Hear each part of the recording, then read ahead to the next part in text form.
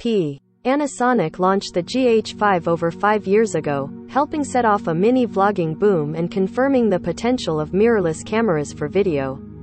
Its replacement has finally come in the form of the $2,200 GH6 with an all-new sensor and desirable features like ProRes, 5.7 Kelvin's 60p video and an all-new stabilization system. Panasonic had the video creator market largely to itself in 2018, but things are different now. It's crowded with models from Canon, Sony and Nikon, all offering similar features to the GH6 for a similar price. Some of those, like Sony's A7 IV and the Canon EOS R6, have full-frame sensors and superior phase detect autofocus systems. Panasonic Lumix GH6 86 score. Engadget 86 critics, not yet scored. N.A. users, not yet scored. N.A. pros. Cons. Panasonic has its own full-frame lineup too, so it's effectively competing with its own Lumix S5 model. Is there still a place for a video-centric micro Four Thirds camera with contrast detect autofocus? I took a final production version of the GH6 out in the French countryside to find out. Body and handling. Gallery. Panasonic GH6 review gallery, 32 photos. 1/32. Apart from the similar control layout, the GH6 doesn't look much like the GH5 anymore. The first substantial change is the hump on the back.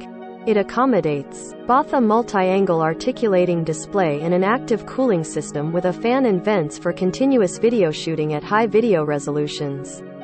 It's got a new grip too, which is perhaps the largest I've ever seen on any camera, mirrorless or otherwise. It uses a tackier rubber material and has a bigger ridge for your fingers, giving a secure grasp on the camera at all times.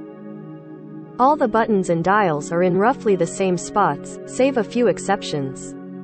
The most noticeable change is the addition of a switch on the top left corner that lets you lock out any controls you want. The other is a dedicated autofocus button for changing AF areas, models, eye detection and more. Another big change is the addition of a second video record button on the front, ideally placed for vloggers. There's also a nice dedicated audio control button that lets you quickly access levels, quality and more without diving into menus. Finally, there's a second button up front that can be set to do whatever you want. Steve Dent, Engadget. The GH6 uses the new style of Panasonic menu found on the GH5 II and S5.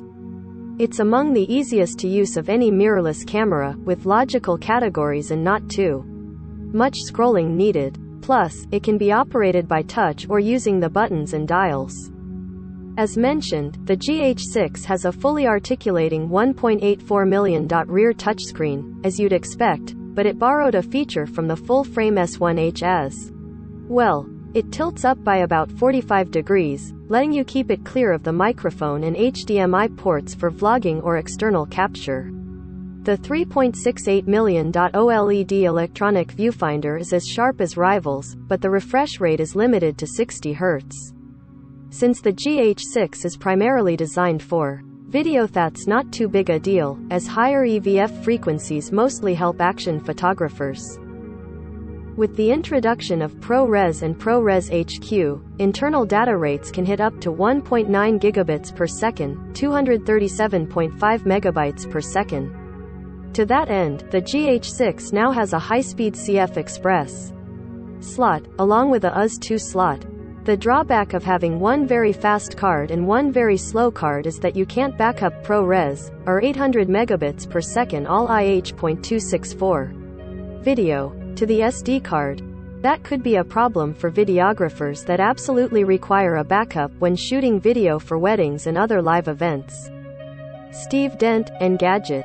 As for ports, it has a full-sized HDMI port as you'd hope on such a camera, along with a USB-C port that supports power delivery so you can charge or power the camera while shooting. Naturally, it has headphone and microphone jacks, and you can upgrade that to 4-channel XLR inputs using Panasonic's $400 DMW XLR1 hot shoe adapter.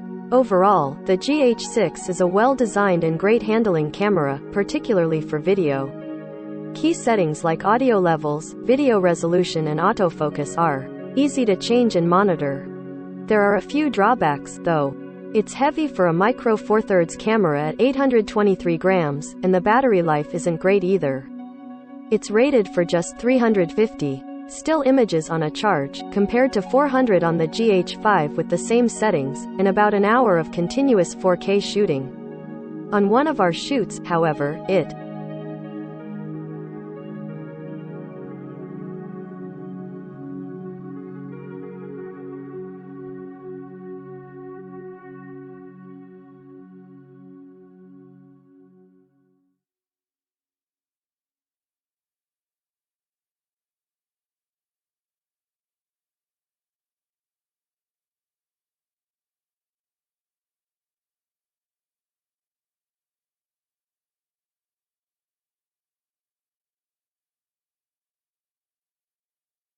didn't manage more than about 45 minutes of stop-start shooting, so you'll want to buy and carry a lot of extra cells.